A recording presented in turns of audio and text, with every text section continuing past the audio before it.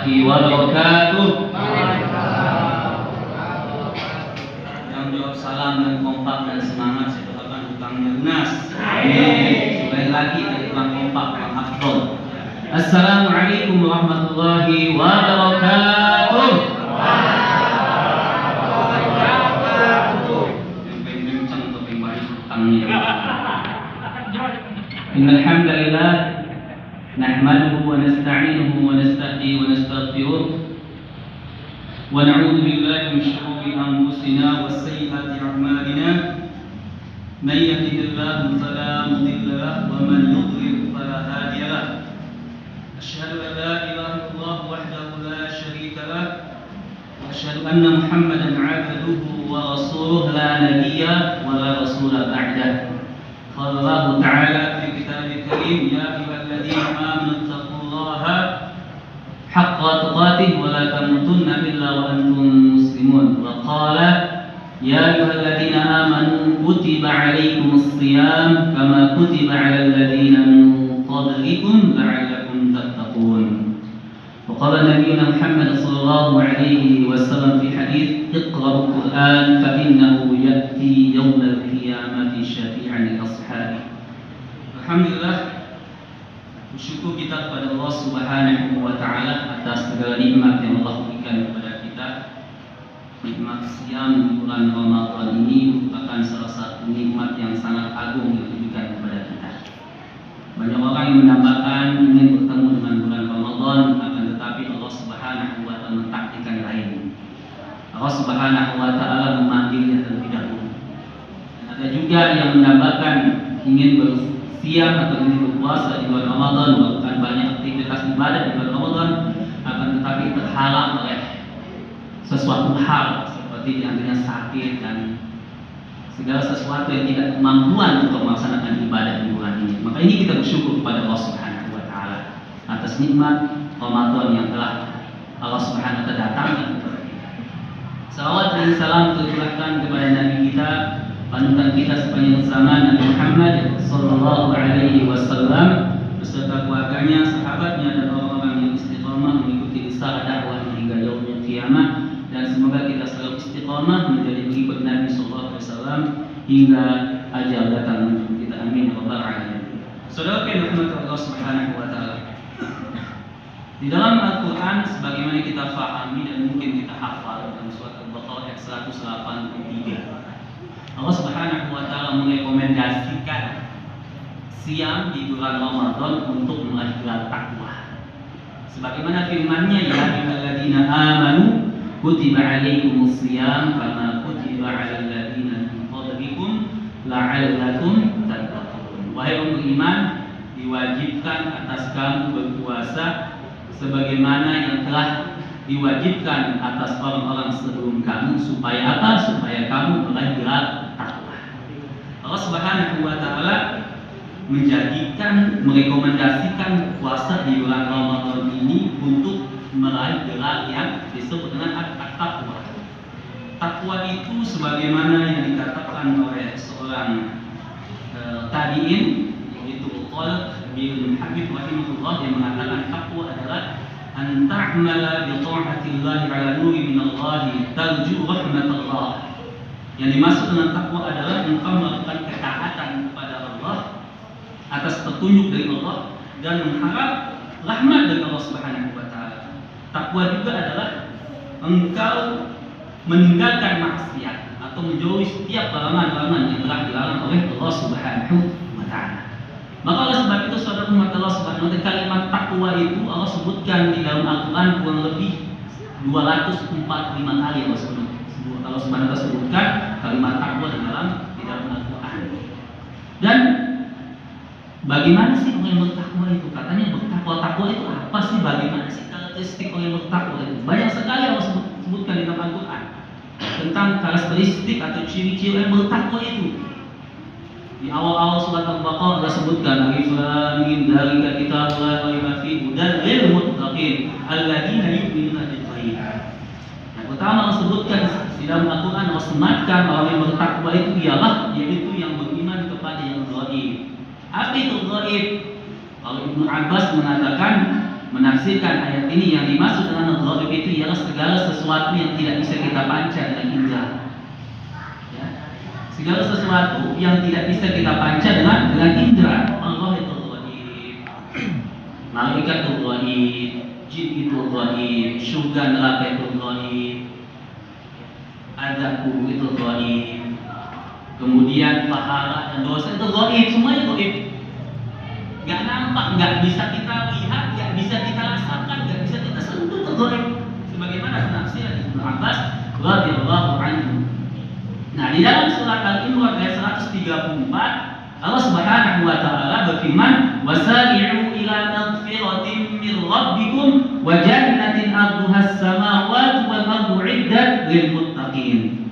Allah mengatakan di dalam ayat ini, bersegah engkau kepada ampunan Tuhan dan surga yang bagaimana surga ini luasnya sebagaimana luasnya langit dan bumi. Uiddat lil muttaqin, yang Allah Subhanahu wa taala siapkan surga itu, surga yang luasnya langit dan sebagaimana luasnya langit dan bumi, Allah Subhanahu wa taala siapkan bagi hamba-hamba yang bertakwa. Lalu siapa yang bertakwa itu? Nah, orang yang bertakwa itu sebagaimana firman Allah Subhanahu wa taala dilanjutkan, alladzina yunfiquna fis sarra'i wad dharra'i, yaitu yang menginfakkan hartanya baik dalam keadaan lapang maupun dalam keadaan sempit. Yang menginfakkan hartanya baik dalam keadaan lapang maupun dalam keadaan sempit. Coba kita lihat saudara Allah Subhanahu wa taala, kalau kita membaca sejarah, ternyata ada 10 sahabat yang dijamin masuk surga oleh Allah. Ada 10 sahabat yang dijamin masuk surga oleh Allah Subhanahu wa taala, sebagaimana diriwayatkan oleh Sa'id bin Zaid radhiyallahu anhu. Bahasanya Nabi mengatakan, Abu Bakar fil jannah, Umar fil jannah, Utsman fil jannah, Ali. Jadi ada 10 sahabat disebutkan oleh Nabi sallallahu alaihi wasallam. Ternyata 9 di antara 10 sahabat yang dijamin masuk surga itu adalah orang kaya. Orang kaya, Pak. Orang yang kaya tapi tahu tujuan harta yang dimilikinya untuk diinfakkan di jalan Allah Subhanahu wa taala. Kita ini manusia tamak terhadap harta. Wa tuhibbuna al-mal hubban jamma. Manusia kayak demikian sifatnya. Makanya zakat itu nggak banyak-banyak, 2,5%. 2,5% aja masih ada yang masih mikir-mikir kita 2,5%. Padahal itu juga harus selama 1 tahun juga 2,5%. Dan ada batas-batasnya juga, setara dengan antara 80 sampai 98 selama setahun penghasilan yang didapatkan. Cuma dipotong 2,5%. Kalau dia menghasilkan 100 juta, cuma 2,5 juta. Coba kita lihat saudara Allah sebagai sahabat Nabi Sallallahu Alaihi Wasallam. Ketika perang Tabuk ini disebut oleh Nabi SAW Yaumul Usrah, hari yang susah, musim paceklik, Pak. Nabi Sallallahu Alaihi Wasallam mengatakan, "Man jahaz," bang siapa mengumpulkan kebekalan, mempersiapkan bekal untuk perang Tabuk, fahu jannah, kata Nabi, surga. Surga bagi Nabi Sallallahu Alaihi Wasallam. Lalu datanglah sahabat Nabi SAW sesuai kemampuannya. Ada yang datang membawa 1 sok kurma, 1 genggam kurma ini. Di bawah ada 2 sok, ada setengah sok di bawah. Apa yang dimiliki diinfakkan di jalan Allah Subhanahu wa taala. Muncul orang munafik merecokin, ya jelas masa genggam kurma diinfakin. Kadang-kadang ada demikian, orang munafik demikian. Ada yang menyumbang dengan kudanya, dengan peranaknya, dengan busunya, dengan pedangnya, semampunya para sahabat berlomba-lomba untuk melakukan menyambut apa yang diiklankan oleh Nabi Sallallahu Alaihi Wasallam. Tengah kerumunan adalah sahabat Nabi Sallallahu Alaihi Wasallam bernama Umar bin Khattab. Umar bin Khattab radhiyallahu anhu datang di tengah-tengah kerumunan, datang membawa setengah hartanya. Setengah hartanya dibawa di hadapan Nabi SAW. Dia mengira, nah hari ini dia kan nggak pernah. Umar bin Khattab itu nggak pernah melebihi Abu Bakar di dalam melakukan ketaatan ibadah, nggak pernah. Dia pikir, nah hari ini aku bisa melebihi Abu Bakar As-Siddiq. Dia pikir katanya iri dia lihat Abu Bakar As-Siddiq. Tapi ini iri dan hal positif boleh. Ketika orang melakukan ketaatan, sifat, makanya kan ketika mungkin MC atau pengurus masjid menyampaikan, disebut namanya, maka maka yang disebut namanya harus rendah hati. Si Fulan, Pak Abdullah hari ini nyumbang 10 juta. Ya, ini kan untuk bentuk apa namanya? Mentasjid, memberikan motivasi kepada yang lain. Padahal si Fulan ini Pak Abdullah ini biasa aja sebenarnya. Kerjaannya biasa aja. Tapi ternyata ada orang konglomerat, duitnya banyak, nyumbangnya cuma 100.000.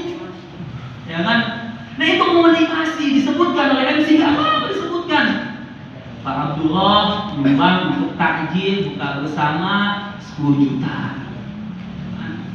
Wah, ternyata Pak Abdurrahman bilang, bisa biasa kerjaannya cuma 10 juta. Saya konglomerat penghasilan saya 1 M sebulan, cuma 100.000. Jadi akhirnya dia termotivasi. Ya, akhirnya dia termotivasi. Jadi akhirnya Pak Abdullah ini yang memotivasi orang untuk melakukan ketaatan, pahalanya 2 kali lipat. Dia sudah berinfak, ibadah pada Allah SWT, berinfak, kemudian mengajak orang tanpa disadari, tanpa langsung mengajak orang untuk meningkatkan infaknya, meningkatkan ibadahnya kepada Allah Subhanahu wa taala. Jadi ini dalam arti ini tidak mengapa. Maka Umar bin Khattab mengira bahwasanya hari ini infaknya tidak bisa dilebihi oleh Abu Bakar As-Siddiq radhiyallahu anhu. Akan tetapi saudara Muhammad oleh Allah Subhanahu wa taala di luar dugaannya, luar bukannya Umar bin Khattab, datanglah tiba-tiba Abu Bakar As-Siddiq di tengah-tengah kerumunan bawa semua harta ini, diletakkan di hadapan Nabi SAW ini, wahai Rasul. Lalu kata Rasulullah SAW, apa yang kau tinggalkan untuk anak dan istri? Kata Abu Bakar As-Siddiq, aku tinggalkan Allah dan Rasul-Nya Subhanahu. Aku tinggalkan Allah dan Rasul. Maka nggak salah Pak, imannya Abu Bakar ditimbang dan iman saya, kita gabung iman kita semua ini Pak, tidak akan bisa melebihi imannya Abu Bakar As-Siddiq. Maka disebut dan As-Siddiq selalu membenarkan apa yang diucapkan oleh Nabi. Bayangkan ketika Isra Mi'raj, Nabi SAW didustakan, bahkan banyak di antara kaum muslimin pada saat itu murtad. Yang pertama kali membenarkan Nabi SAW siapa? Abu Bakar As-Siddiq. Langsung dibenarkan. Apa Nabi sebutkan langsung dikerjakan oleh Abu Bakar As-Siddiq radhiyallahu anhu. Kemudian setelah itu jamaah dirahmati oleh Allah Subhanahu wa taala, maka datanglah sahabat yang mulia, sahabat yang baik kaya ternyata.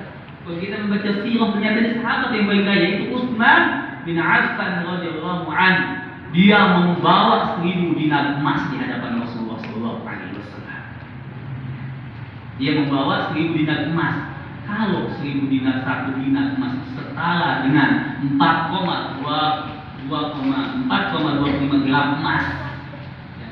Berarti 1 dinar itu Pak 4,25 gram emas dikali dengan 1.000 kali 1 juta. Berapa Pak? Berapa itu? Banyak deh.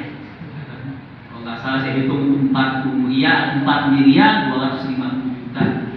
Hadapan Nabi SAW sepertiga harta. Dan sepertiga harta yang dibawa Utsman bin Affan itu melebihi yang dibawa oleh Utsman, yang dibawa oleh Abu Bakar, dibawa oleh Umar bin Khattab radhiyallahu anhu. Maka Nabi mengatakan, Utsman ini tidak akan celaka setelah ini. Setelah ini akan dijaga terus oleh Allah Subhanahu wa taala. Maka sehingga dikatakan beliau ini sahabat-sahabat ini adalah yaitu sahabat-sahabat yang dijamin masuk surga oleh Allah Subhanahu wa taala. 10 di antara sahabat yang dijamin masuk surga, 9 di antara adalah orang-orang kaya. Maka ini mumpung di bulan Ramadan ini, ya, yang pelit-pelit ngeluarin hartanya, keluarin hartanya sekarang. Yang masing-masing menahan hartanya dikeluarkan sekarang, dilipat gandakan pahalanya oleh Allah Subhanahu wa taala. Keluarkan zakatnya, infaknya, sedekahnya. Tadi MC mengatakan, ayo ngajak untuk buka puasa santunan anak yatim. Ayo kesempatan bagi kita untuk menginfakkan harta kita. Ya, dilipat gandakan pahalanya oleh Allah Subhanahu wa taala di bulan Ramadan ini. Karena belum tentu kita mendapatkan bulan Ramadan yang akan datang, saudara Allah Subhanahu wa taala. Cukup hanya satu yang saya sampaikan tentang karakteristik orang yang bertakwa. Dan mudah-mudahan Allah Subhanahu wa taala memberikan kita taufik. Allah Subhanahu wa taala memberikan kita hidayah, memberikan kita istiqomahan untuk melakukan ketaatan kepada Allah Subhanahu wa taala sehingga kita meraih gelar yang kita nanti-nanti yang dijanjikan oleh Allah Subhanahu wa taala, la'allakum tattaqun. Allahu a'lam bishawab. Subhanallah. Subhanakallahumma bihamdika asyhadu an la ilaha illa anta astaghfiruka wa atubu ilaik. Assalamualaikum warahmatullahi wabarakatuh.